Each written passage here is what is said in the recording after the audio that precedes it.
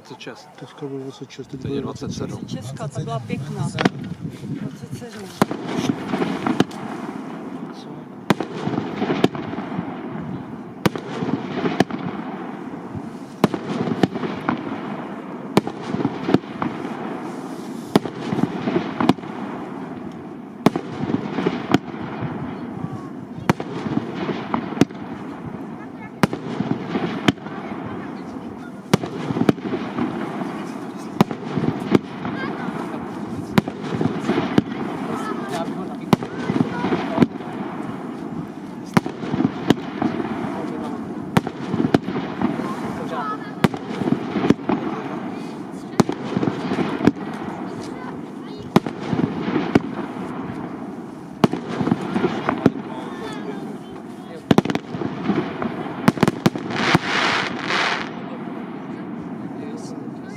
27.